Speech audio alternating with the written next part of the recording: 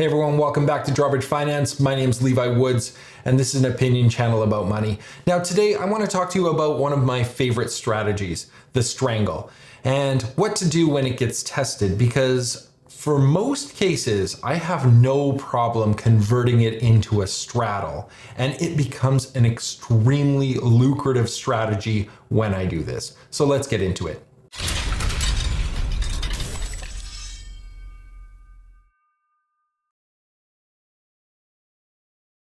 Now, if this is your first time here, remember this is an opinion channel only about money. I don't offer financial advice in any way, shape, or form. These are just my opinions and how I go about making money off of trading options. Now, today, as I said, I am going to be talking about a strangle and how I like to manage it. Now, one of the things that we can do with a strangle is we can convert it into a straddle. And in some cases, this is a very, very lucrative opportunity. And I'm going to walk you through it with a real trade so you can see exactly what I'm looking at. Let's take a look. When I specifically talk about tightening a strangle into a straddle, we have to understand the difference between what a strangle is and what a straddle is. So first of all, a short strangle is selling a call or a put. You can see here on this graphic where I have a limited profit collected, and I've sold a short put that's usually out of the money, and I've sold a short call that's usually out of the money. And I have a downside limited loss to zero, whatever the price of the stock is, and I have unlimited potential loss on the call side. So that is the basics of a strangle. Typically, I'm putting this strategy in on a non-meme stock. So anything that I don't believe has a massive upside explosive power. I do not want to trade these on stocks that have an upside potential where it could cost me a lot of money. What I want to do is trade these on stocks that are going to trade within a range and that I'm not worried about upside blowout. So it's a very important part of my strategy.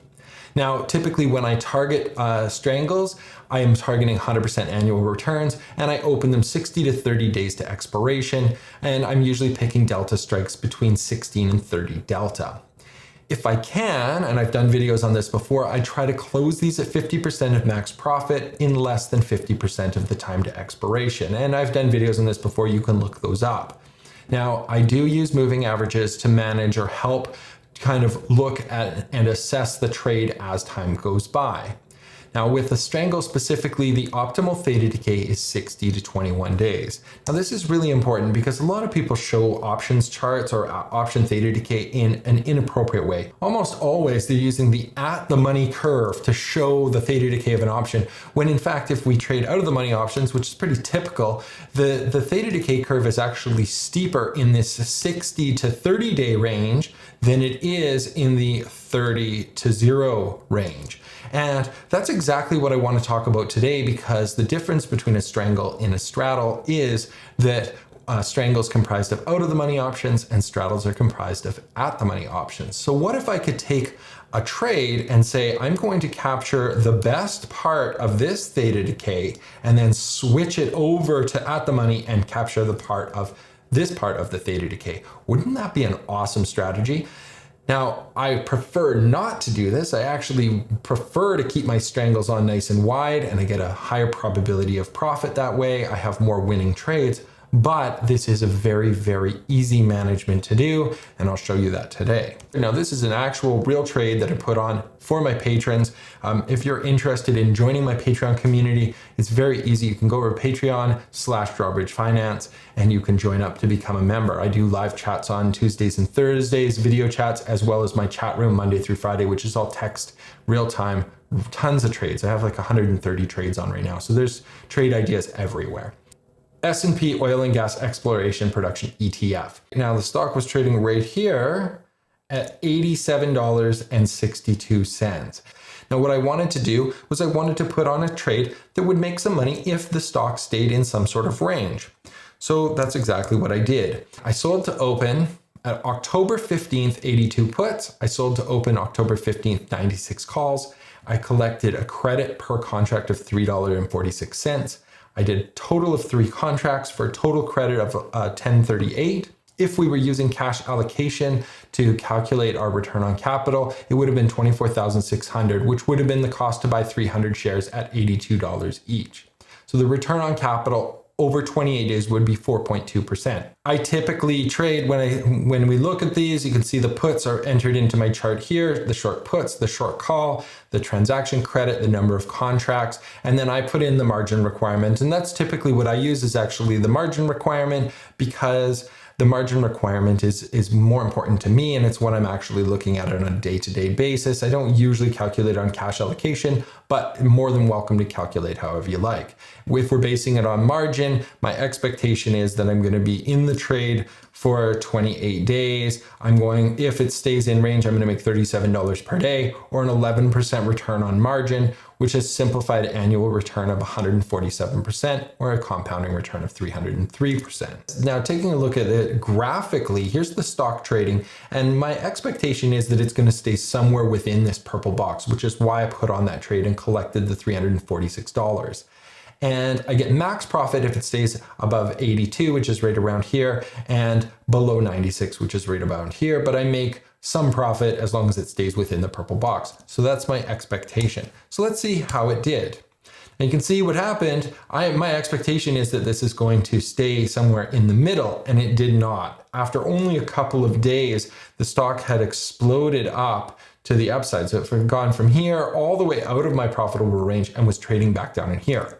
And at this point, I started to look at the numbers and look at this uptrend, this strong uptrend on the moving average. And I thought, you know what?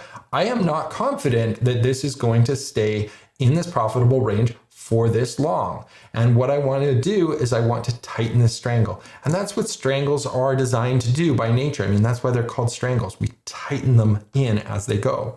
So I can do that quite easily. And what I did was I put on a trade where I moved the put up. So I moved the short put from 82 strike up to 90, and I collected a credit for doing this. I did not adjust the call. And what that does, so the call stayed at 96, and I didn't adjust my expiration date. It's still October 15th. So I never extended duration here. I just moved the put up because this put had no value down here, the 82 put.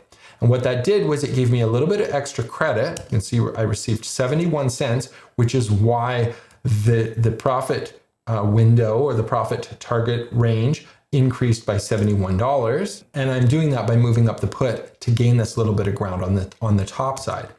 And it's really important that you know that what I was doing was I was trying to capture the top of this top candle. I'm looking at it and saying, okay, well, the stock has moved up. What if it decides to stay in this range? I think that I have a little bit better chance it could continue to go up and I will still make money.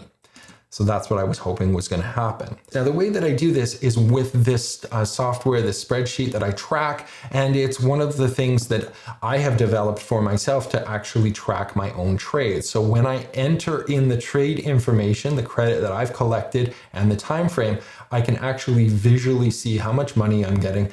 Now, I just want to take a quick second to remind you guys that I recently started a TikTok. So if you want to help support me, it's really easy. You can go check out my videos on TikTok because they're completely different than my YouTube videos because they're really, really short. And hopefully you get to learn something there. Let's get back to the video. We can easily see that the stock moved from $87 up to $98. And it was inside of this profitable range. Because I collected a credit, and this is super important, the fact that I collected a credit, that means that my profit tent increased. So it went higher. If the stock drops down, I will make more money than I would have before. And that is key to this type of management. Now, so this is the new trade after I've made this adjustment on September 27th, and the stock continued to surge higher. It went from where it was up even higher. So now it's trading up above 102, and I have to make some decisions. So what I'm going to do is I'm going to convert it into a straddle. And I'm going to extend the duration, and I'm going to roll this put up as I did before from 90 to 98, and I'm going to roll the call up from 96 to 98. And I'm going to do all of this for a net credit of $1.18. And again, so I'm getting paid to increase my profitable range and move it more in line with where the stock is trading. And you can see this blue box now is encompassing this 20-day moving average, and it's encompassing the top of the most recent candle. So now if the stock trades sideways, I'll make money, whereas my trade before, I would have been outside of this profitable range, the red box. And I've done this by extending duration and collecting credit. Now a straddle, let's talk about a straddle for a second.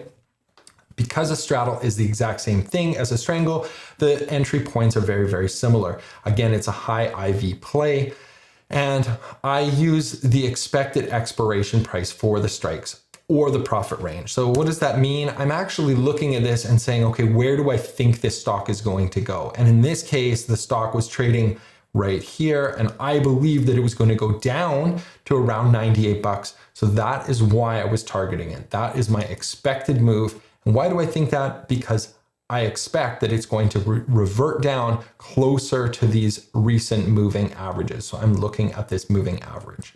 Now, this is not technical analysis per se. I'm just collecting money to put the stock into a range where if the stock moves directly sideways, it's within the profitable target range. And with straddles, I typically use these as a defensive play. So as you can see, the stock just keeps continually breaching outside of my strangle. So that's what I'm doing. I'm moving from a strangle into a straddle.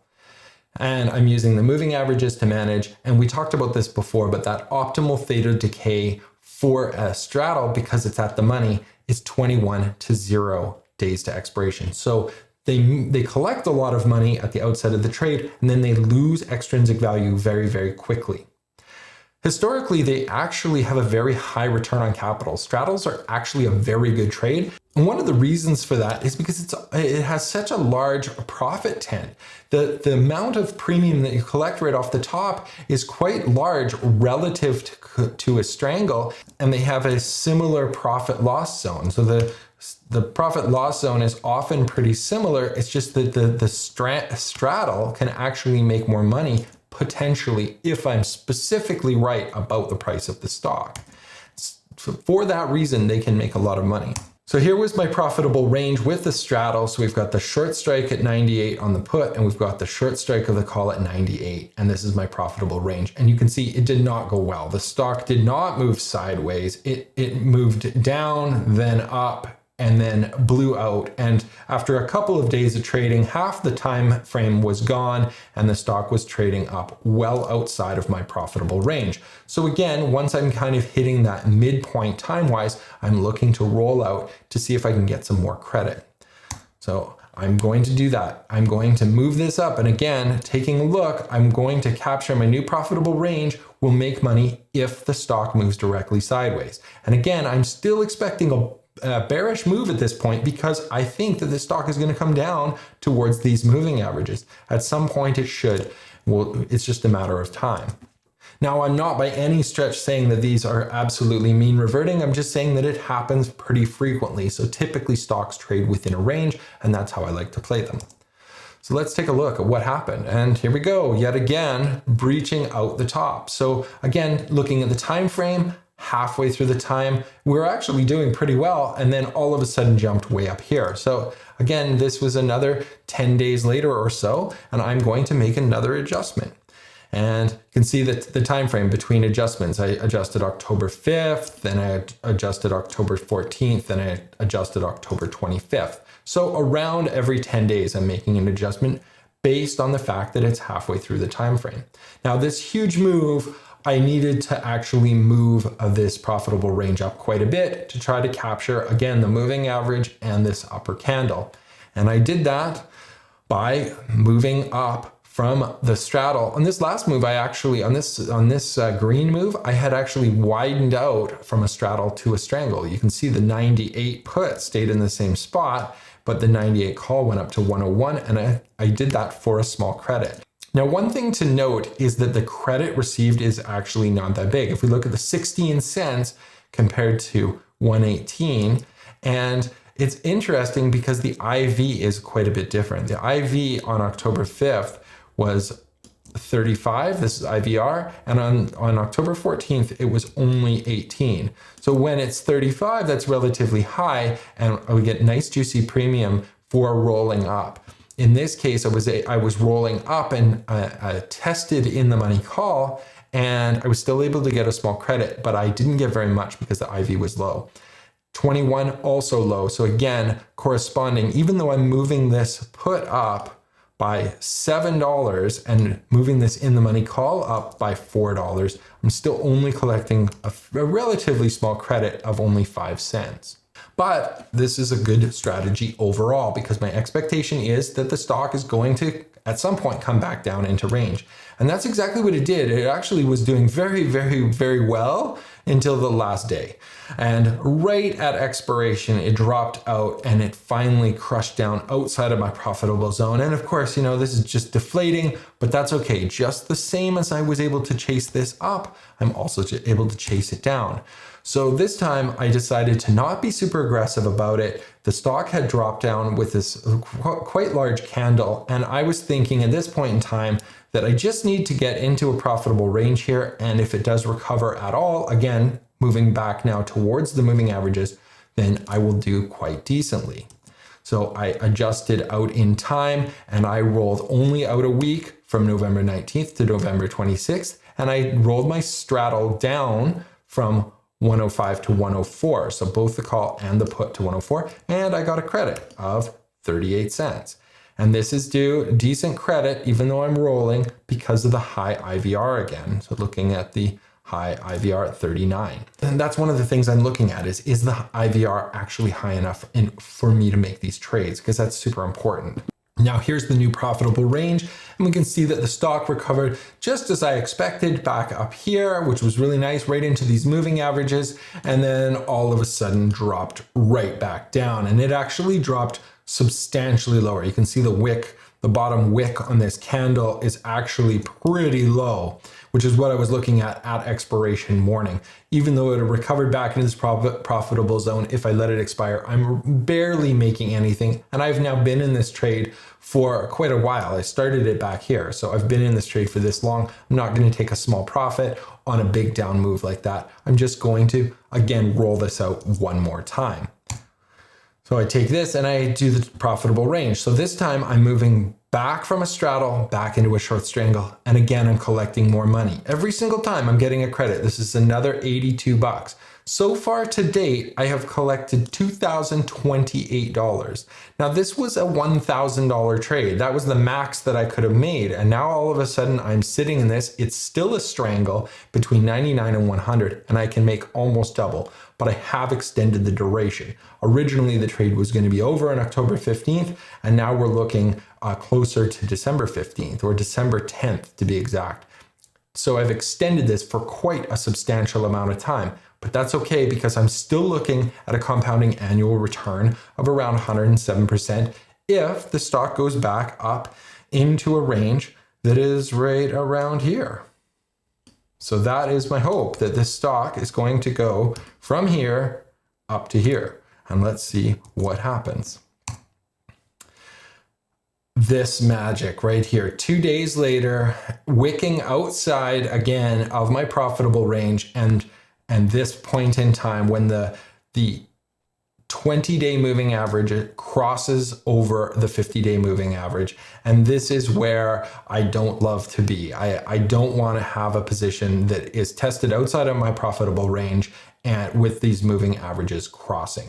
So what I'm going to do is I'm going to manage this right now, and I'm going to move this out in time again.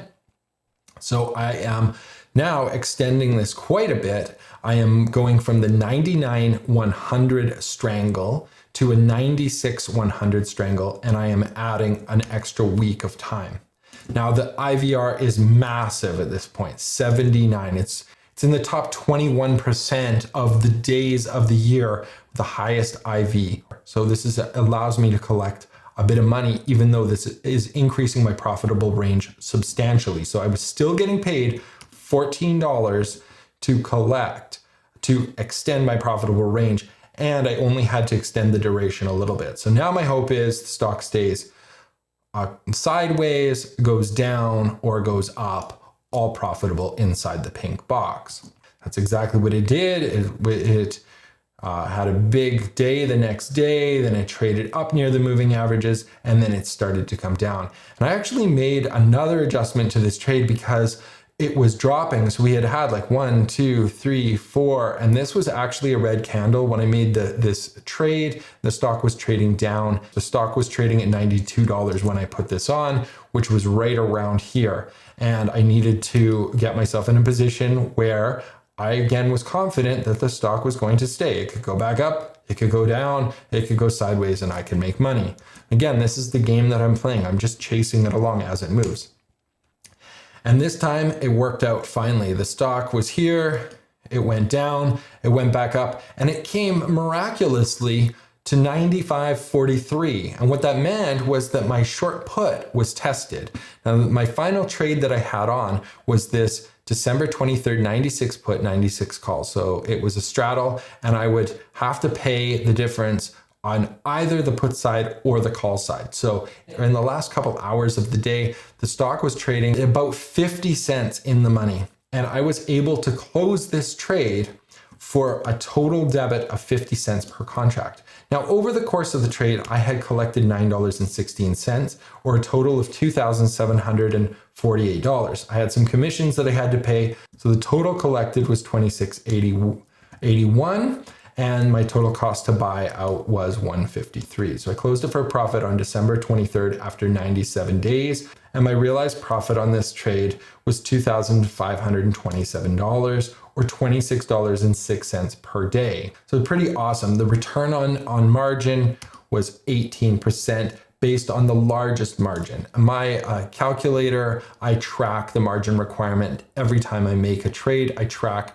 how much margin I've put towards that trade. If we look at the whole life of the trade, my expectation was originally that it was going to stay somewhere in this range. And as it moved over time, I was able to move this profitable range every single time collecting money until it eventually expired exactly where I wanted it to be. And one of the things that I love about this type of strategy is that I can just keep rolling this forever. I mean, I have been a long time trader, and I have traded a ton of products, and I have watched the markets go up and down. And what I want to do is I just want to collect daily theta decay. So this type of strategy allows me to sleep well at night and allows me to just manipulate that profitable range and move it up and down as I see fit. Let's take a look at the whole chart. So these are all of my trades. If you guys want to screenshot that, you can, but you can analyze exactly what I've done, but you can see that I'm tracking my margin requirement. So here was my peak, $16,752 Canadian.